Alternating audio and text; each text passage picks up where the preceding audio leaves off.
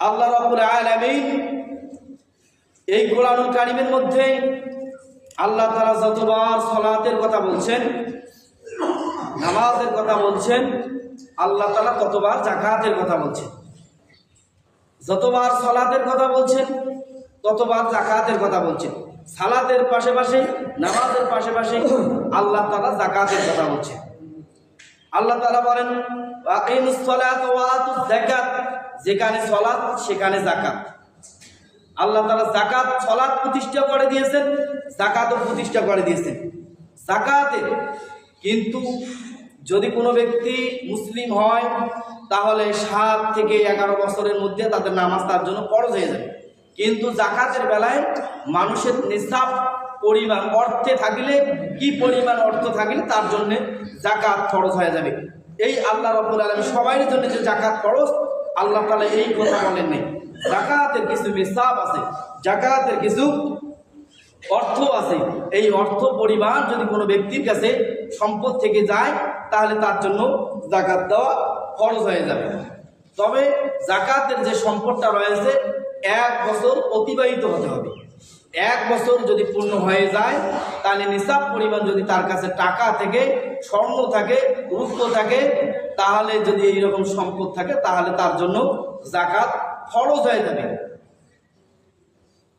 তার জন্য যাকাতের নিসাব হচ্ছে 52.5 তোলা, না 7.5 ভরি, অর্থাৎ 7.5 তোলা স্বর্ণ যদি কারো কাছে থাকে তাহলে তার জন্য যাকাত দেওয়া তার জন্য ফরজ হবে।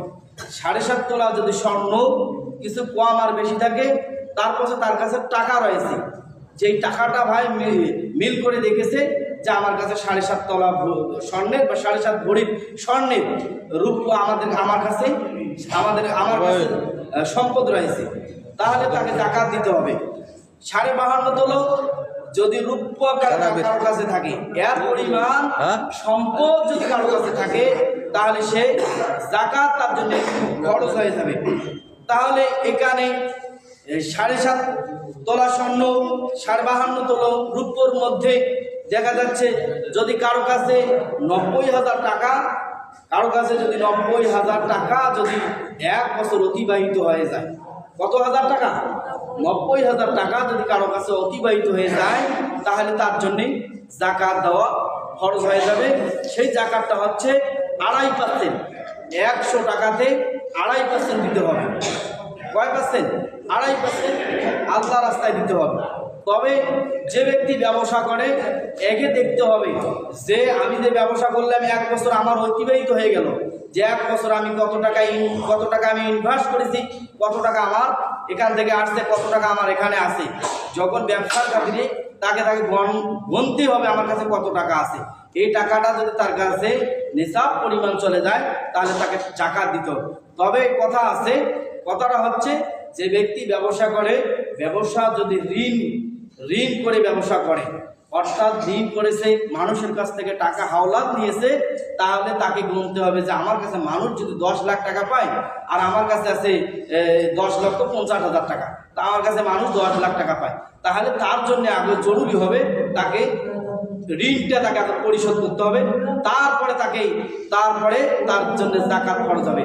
যদি ঋণ দিয়ে তার কাছে টাকা না থেকে নিসাব পরিমাণ, তাহলে তার জন্য যাকাত আদায় করা লাগবে না। আর যদি ঋণ দেওয়ার পরে 90,000 টাকা যদি কোনো ব্যক্তির অ্যাক্সেস থাকে ব্যবসার মধ্যে, ব্যবসা হচ্ছে কেউ যদি গরুর ব্যবসা করে, ছাগলের ব্যবসা করে, বিভিন্ন ধরনের ব্যবসা করে, ব্যবসাকে তাকে দেখতে হবে আমার ব্যবসা 1 বছর অতিবাহিত হলো কি, 1 বছর অতিবাহিত হলে আমাকে সেখান থেকে গুনতে হবে। আমাকে টাকাটা যদি নিসাব পরিমাণ থাকে 90,000 টাকার বেশি থাকে তাহলে আমাকে সেখানে শতকরা আমাকে 2.5% টাকা সদকা, আমাকে 2.5% যাকাতের খেতে দিতে হবে। কথা কি ক্লিয়ার বুঝতে পারছেন? তাহলে যাকাতের খেতে আপনাকে দিতে হবে। যদি আপনি এই টাকাটা আল্লাহ রাস্তায় না দেন, আল্লাহ রাব্বুল আলামিন বলেছেন ওয়াল্লাযীনা ইয়াকনিজুনা আয-যাহাবা ওয়াল-ফিদ্দাতা ওয়া লা ইউনফিকুহা ফী সাবিলিল্লাহ ফাবাশশিরহুম বিআযাবিন আলীম। আল্লাহ রাব্বুল আলামিন বললেন যারা স্বর্ণ রূপ্য টাকা পয়সা যারা জমা করে রেখেলো, যারা যাকাত আদায় করলো না, যারা সম্পদ ব্যয় করলো না, ফাবাশশিরহুম বিআযাবিন আলীম, কিয়ামতের ময়দানে এদের জন্য রয়েছে যন্ত্রণাদায়ক শাস্তি, এদের জন্য রয়েছে জাহান্নাম। আল্লাহ রাব্বুল আলামিন বলেন ইয়াউমাল কিয়ামা, আর কিয়ামতের ময়দানে আমি আল্লাহ রাব্বুল আলামিন এই সম্পদগুলো তাদের গলার মধ্যে ঝুলিয়ে দিব। গলার মধ্যে খালি ঝুলিয়ে দিব না, এই সম্পদগুলো সাপের আকারে সাপ বানিয়ে, এমন সাপ বানিয়ে দিব যেই সাপের মাথার মধ্যে চুল থাকবে, এই সাপ তার গলার মধ্যে ঝুলিয়ে দেওয়া হবে। আর সাপ বান্দাকে দংশন করতে থাকবে আর বলবে যে এই সম্পদ তোমার, এই সম্পদ হচ্ছে আমি সাপ হচ্ছি তোমার সম্পদ। দংশন করতে থাকবে যতক্ষণ পর্যন্ত বান্দার বিচার হবে না। কিয়ামতের দিনটা হবে 50 বছর লম্বা, 50 আল ফাসানা, কিয়ামতের দিনটা হবে একটা দিন হবে 50 বছর লম্বা। সেই দিনটাতেই মানুষের এই যারা যাকাত আদায় করবে না, এই গলার মধ্যে সাপ ঝুলিয়ে দিবে, অর্থ সম্পদ ঝুলিয়ে দিবে আর দংশন করতে থাকবে বান্দার যতক্ষণ পর্যন্ত বিচার হবে না। আল্লাহ রাব্বুল আলামিন বলেন ইয়াউমা ইউহমা আলাইহা ফি নারি জাহান্নাম ফাতুকওয়া বিহা জিবাহুম ওয়া জুনুবুহুম ওয়া যুহুরুহুম। আল্লাহ রাব্বুল আলামিন বলেন যারা জাহান্নামের এগুলোকে আল্লাহ তাআলা জাহান্নামের আগুন দিয়ে উত্তপ্ত গরম করবেন, অর্থাৎ গরম করার পর ফাতুকওয়া বিহা জিবাহুম ওয়া জুনুবুহুম ওয়া যুহুরুহুম। আল্লাহ রাব্বুল আলামিন এগুলো দিয়ে তাদের কপালে দাগ দিবেন, পাঁজরে দাগ দিবেন, তাদের শরীরের মধ্যে দাগ দিবেন।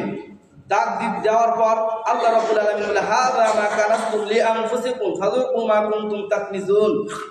আল্লাহ রাব্বুল আলামিন বলবে যে এই সম্পদগুলো তুমি যে ব্যয় করো নাই আল্লাহর রাস্তায়, এখন তুমি এগুলোকে ভোগ করতেই থাকো। সেই দিন সম্পদ ভোগ করতে থাকবে। যেই সম্পদ সেই সম্পদ আপনি উপার্জন করলেন, আপনি আল্লাহর রাস্তায় দিলেন না, আপনার সন্তানের কারণ দিলেন না, সেই দিন সন্তান আপনার কাছে আসবে না, সেই দিন সন্তান আপনার উপকারে আসবে না। আপনি আপনার সন্তানের জন্য এত কিছু করলেন কিন্তু আল্লাহকে ভুলে গেলেন, সেই দিন সন্তান আপনাকে ভুলে যাবে, আল্লাহ কিন্তু সেই দিন ভুলে যাবে না, সেই দিন আল্লাহ আপনাকে ধরবেন। আল্লাহ রাব্বুল আলামিন বলেন ফাকাসাবনা বিহি ওয়া বিদারিল আরদ ফামা কানা লাহু ফি মিন ফিত।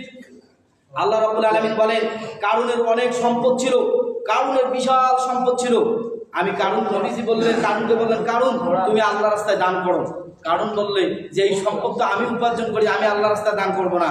এই কথা বলার পরে কারুনকে আল্লাহ তাআলা মাটি গ্রাস করলো, মাটি এখনো তলাছে।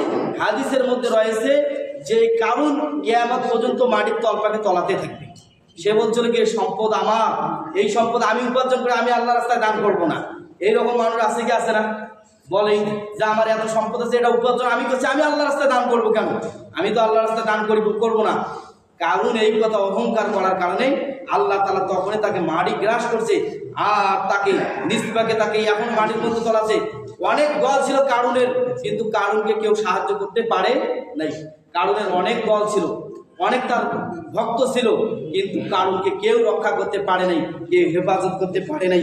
কিন্তু যদি ইসলামী রাষ্ট্র কায়েম হয়ে যায়, আল্লাহ রাব্বুল আলামিন বলেন আল্লাযীনা ইম্মাক্কানাহুম ফিল আরদ ওয়া আকামুস সালাতা, যদি ইসলামী রাষ্ট্র কায়েম হয়ে যায় আর ইসলামী কোনো নেতা যদি চেয়ারের মধ্যে বসে, সংসদের মধ্যে বসে, তারা আইন পাশ করবে 4টা।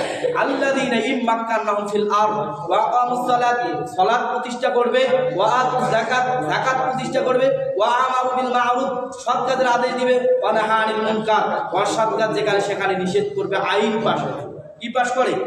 আইন পাশ করে। যাকাতের বক্তব্য দেওয়ার কথা এখানে ছিল না, এটা ছিল আইনের বিষয়। এটা সংসদে আইন পার হতো, আর যারা যাকাতের নেশাব পরিমাণ আছে তারা যাকাতের অর্থেই চলে যেত, সংসদে চলে যেত। সেখান থেকে যাকাত মানুষ যারা পাওয়ার অধিকার তারা যাকাত পেত। আজকে যদি যাকাত মানুষ পাইতো, আজকে বাংলাদেশের মানুষ গরিব থাকতো না। কেন মানুষের কাছে হাত পাতে? কেন মানুষের মাঝে এখনো ভিক্ষা করে? কেন এখনো ট্রেনের মধ্যে যান আপনি দেখেন কানা গোলা ন্যাংরা এখনো ওখানে হাত পাতে মানুষের কাছে? জাকাতটা যদি, এই জাকাতের খাত যদি থাকতো আর এই জাকাত যদি মানুষের মাঝে বিনিবন্টন হতো, আজকে কি গরিব থাকতো? ফকির থাকতো? কথা বলেন না কেন? ফকিরও থাকতো না, গরিবও থাকতো না। তাহলে এটা হতে হলে কোনো রাষ্ট্র কোনো ক্ষমতা পাবে না, এটা হতে হলে ইসলাম রাষ্ট্র হতে হবে, তাহলে পাবে, তাছাড়া কেউ পাবে না। যেহেতু সৌদি আরবে ইসলাম চলে, সেখানে কিন্তু এই আল্লাহ তাআলা আইনটা বাস্তবায়ন আছে, সেখানে সাদকাতুল যাকাত আমাদের দেশেও আছে সেখানকার টাকা। আমরা মানুষের রাষ্ট্রে দেওয়া দূরের কথা, আমরাই ফকির, আর মানুষের রাষ্ট্রে দিব কি? আমরাই মানুষ অন্য রাষ্ট্র থেকে আমাদেরকেই দেয়, আর আমরা কি দিব? কিন্তু যাকাতের অর্থনীতি আছে, যাকাত যেখানে যেখানে দেওয়া দরকার সেখানে, যাকাত নেওয়ার লোক নেই ওই জায়গায়। আর এই জায়গায় আবার ভিক্ষের টাকা দেওয়ার লোক নেই, আছে? ভিক্ষের টাকা দেয় 1 টাকা 2 টাকা, 1 টাকা 2 টাকা দিয়ে কি হয়? যাকাত তো দূরের কথা, ভিক্ষের টাকা দেওয়ার লোক নাই, আর যাকাতের টাকা অন্য রাষ্ট্র দিবেন? ভিক্ষের টাকাও নেতা কর্মী খেয়া হয়, যাকাতের টাকা তো দূরের কথা। কাপড়ের টাকা দিবেন, তারপরও কাপড়ের টাকা খেয়া হয়। তাহলে আল্লাহ রাব্বুল আলামিন বলেন কয় খাতে এই যাকাতের টাকাটা যাবে? 8 খাতে যাবে। আল্লাহ রাব্বুল আলামিন বলেন ইন্নামাস সাদাকাতু লিল ফুকারাই ওয়াল মাসাকিন ওয়াল আমিনিনা আলাইহা ওয়াল মুআল্লাফাতি কুলুবুহুম ওয়া ফির রিকাব ওয়াল গারিমিনা ফি সাবিলিল্লাহ ওয়াবনিস সাবিল ফারিদাতুম মিনাল্লাহ ওয়াল্লাহু আলিমুল হাকীম। আল্লাহ রাব্বুল আলামিন বলেন ইন্নামাস সাদাকাতু লিল ফুকারা ওয়াল মাসাকিন, সদকা দিতে হবে ফকিরদেরকে, দিতে হবে মিসকিনদেরকে, ওয়াল আমিনিন, যাকাত আদায়কারী কর্মচারীকে দিতে হবে, ওয়াল মুআল্লাফাতু কুলুবুহুম ওয়া ফির রিকাব ওয়াল গারিমিনা ফি সাবিলিল্লাহ, ইসলামের পথে দিতে হবে, অমুসলিমকে দিতে হবে। কেন অমুসলিমকে দিবেন আপনি? অমুসলিমকে দিলে ইসলামের প্রতি আকৃষ্ট হবে। তারপরে দাস মুক্তিকে দিতে হবে, যারা ঋণগ্রস্ত তাদেরকে দিতে হবে, আল্লাহর পথে দিতে হবে। অভাবগ্রস্ত লোকদেরকে দিতে হবে, অর্থাৎ অভাবগ্রস্ত লোক কারা? যারা মুসাফির, তাদেরকে দিতে হবে। মিসকিনকে দিতে হবে কেন? মিসকিনের অনেক সম্পদ ছিল, থাকার সত্ত্বে ইতিমধ্যে তার কাছে আর কোনো সম্পদ নাই, তার চলতেই পারে না। মানুষের কাছে অনেক সম্পদ থাকার কারণে সম্পদ শেষ হয়ে গেছে, এরকম লোক আছে না? অনেক সম্পদ ছিল, এখন অনেক সম্পদ নাই, কেন মানুষের কাছে হাতও পাততে পারে না। মিসকিনকে দিতে হবে, আপনাকে যাচি নিয়ে দিতে হবে যাকাতের টাকা। মিসকিন তো হাত পেতে পারবে, অনেক সম্পদ ছিল, মানুষের কাছে কিভাবে হাত পাতবে? কিন্তু মিসকিনকে আপনার টাকাকে, আপনার যাকাতের টাকা মিসকিনকে দিতে হবে। আর কথা হলো সাদকাতুল ফিতির। সাদকাতুল ফিতির হচ্ছে যে মানুষ যে একটি মাস রোজা থাকার পর অশ্লীল কথা বললো, বেহুদা কথা বললো, এই সাদকাতুল ফিতির দেওয়ার কারণে, ফকির মিসকিনকে দেওয়ার কারণে তার রোজাটাকে আল্লাহ তাআলা পরিপূর্ণ করে না। অর্থাৎ যদি এই রোজার মধ্যে কোনো জায়গায় কোনো ত্রুটি থাকে, আল্লাহ তাআলা সাদকাতুল ফিতরের কারণে রোজাটাকে আল্লাহ তাআলা কবুল করে নেন, বলেন আমিন। এই জন্য সাদকাতুল ফিতরের টাকা আপনাকে দিতে হবে। সাদকাতুল ফিতর হচ্ছে 90 টাকা। আর এটা দিবেন কাকে? আপনার মাকে দিতে পারবেন না, আপনি দেখবেন ফকির কারা, মিসকিন কারা, তাদেরকে দিতে হবে। অনেক মানুষ দেখা যায় যে আমার ভাই চলতে পারার পরেও তাকে দেয়, আর আপনি সাদকাতুল ফিতরের টাকা আপনি কাপড় কিনে দিতে পারবেন না, যাকাতের টাকাও আপনি কাপড় কিনে দিতে পারবেন না। যাকাতের অর্থে থেকে আপনার অর্থে দিতে হবে, তার ব্যাপার, সে কি কিনবে আর না কিনবে তার ব্যাপার। আপনি যদি যাকাতের টাকা সেমাই রুটি বা কাপড় চোপড় কিনে দেন, আরও তো মানুষ তাকে কাপড় দিতে পারে না, তাহলে অতটা কাপড় সে কি করবে? আপনাকে দিতে হবে যাকাতের টাকা, আপনাকে দিতে হবে। সাদকাতুল ফিতরে আপনি কাপড় কিনে দিতে হবে, দিলে আপনার আদায় হবে না, আপনাকে টাকা দিতে হবে, তার ব্যাপার, সে কি কিনবে আর কি কিনবে না তার ব্যাপার। কিন্তু খালি সাদকাতুল ফিতরের টাকায় নয়, আপনি গিয়ে খাদ্য দিতে পারেন, 190 টাকা হিসাবে আপনি খাদ্য তাকে দিতে পারেন, খেজুরও দিতে পারেন খাদ্য, আপনি আপনি যেটা খান সেটাও আপনি সাদকাতুল ফিতর দিতে পারেন। তাহলে সাদকাতুল ফিতর কত টাকা নির্ধারিত? 90 টাকা। এটা দিবেন কাকে? ফকির এবং মিসকিনকে দিবেন, যাদেরকে দিতে হবে। ভাই বোন মা বাবা এগুলোর জন্য নয়, যারা মিসকিন, অসহায়, গরিব মিসকিন, তাদেরকে আপনি দিয়ে দিবেন। আর কথা হলো ইত্তেকাফ সম্পর্কে অনেক হাদিস রয়েছে। ইত্তেকাফের যদি কোনো ব্যক্তি ইত্তেকাফ থাকে, ব্যক্তিটা মেহমান হয় আল্লাহ তাআলার। কার মনে হয়? ব্যক্তিরা যখন ইত্তেকাফে যায় আল্লাহর বাড়িতে বেড়াইতে যায়। কার বাড়িতে? আল্লাহর বাড়িতে। দেখেন আল্লাহ তাআলা তাকে মেহমান করাবেন। যারা ইত্তেকাফে থাকে আল্লাহর মেহমান, অর্থাৎ আল্লাহর বাড়িতে বেড়াইতে গেছে। কেমন? মসজিদটা কার? এই মসজিদে মানে এই বাড়িটা কার? আল্লাহ তাআলা। তাহলে যে ব্যক্তি ইত্তেকাফে আসলো, কার বাড়িতে আসলো? আল্লাহ তাআলার বাড়িতে আসলো। এটা কি আপনি খেলা কথা মনে করেন? আর আল্লাহ তাআলার বাড়ি আসলো। আল্লাহ তাআলা বলেন, রাসূল সাল্লাল্লাহু আলাইহি ওয়াসাল্লাম বলেন, কিয়ামতের ময়দানে আল্লাহ তাআলা তাকে মেহমানদারি করাবেন জান্নাতে। ইত্তেকাফের অনেক ফজিলত। কেননা রাসূল সাল্লাল্লাহু আলাইহি সাল্লাম এক দিনও ইত্তেকাফ মিস করে নাই। যখন রমজান মাস আসছে তখন এই ইত্তেকাফের মধ্যেই ছিলেন। বলে সুবহানাল্লাহ। তাহলে যদি কোনো ব্যক্তি ইত্তেকাফে আসে, আল্লাহ তাআলা যেই দিন ইত্তেকাফ করার পরে যে বাইরে হয়ে যাবে, তার আল্লাহ তাআলা তার জীবনের গুনাহগুলো আল্লাহ তাআলা মাফ করে দেন। তাহলে আমরা যারা ইত্তেকাফে থাকতে, আমরা সবাই ইত্তেকাফে থাকা দরকার। কিন্তু ইত্তেকাফ খালি একজনকার জন্য নয়। ইত্তেকাফের গুরুত্বপূর্ণ, আপনি যে আসলেন আপনি আল্লাহর মেহমানদারি হয়ে গেলেন। আল্লাহর বাড়িতে আসলেন, আপনি আল্লাহর কাছে আপনি মেহমানদারি হয়ে গেলেন। সুবহানাল্লাহ। তাইলে আমরা যারা আছি খালি শুধু বয়স্ক গিলা না, আমরা যারা ইত্তেকাফে থাকতে ইচ্ছুক, আমরা নিয়ত করব যে আজকে আসরের পর আমার বিয়ের বাড়ি করে আমাকে আসতে হবে, আমাকে 10টা দিন ইত্তেকাফে থাকতে হবে। কিন্তু ইত্তেকাফের কিছু নিয়ম কারণ রয়েছে। বেহুদা কারোর সাথে কথা বলা যাবে না, স্ত্রীর সাথে, বিবি বাল বাচ্চার সাথে, ধন সম্পদ নিয়ে কথা বলা যাবে না।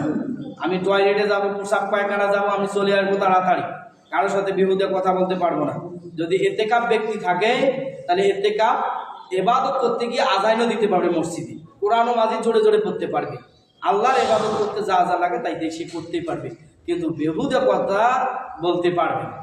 কথা কি বুঝতে পারছেন? বেহুদা কথা আপনার নিয়ে আপনাকে থাকতে হবে। তাহলে ইত্তেকাফের অনেক ফজিলত, আরো অনেক হাদিস রয়েছে, বলার সুযোগ হলো না। যদি পরবর্তীতে বলার সুযোগ হয় আমি আপনাদের আবার বলবো। তাহলে ইত্তেকাফ যে ব্যক্তি মসজিদের মধ্যে আসলো, আল্লাহর বাড়িতে আল্লাহর কাছে মেহমানদারি হয়ে গেল। সুবহানাল্লাহ। তাহলে আল্লাহ তাআলা সবাইকে কবুল করে নেন। সবাই বলে আমিন। ওয়া আখির দাওয়ানা আলহামদুলিল্লাহি রাব্বিল আলামিন।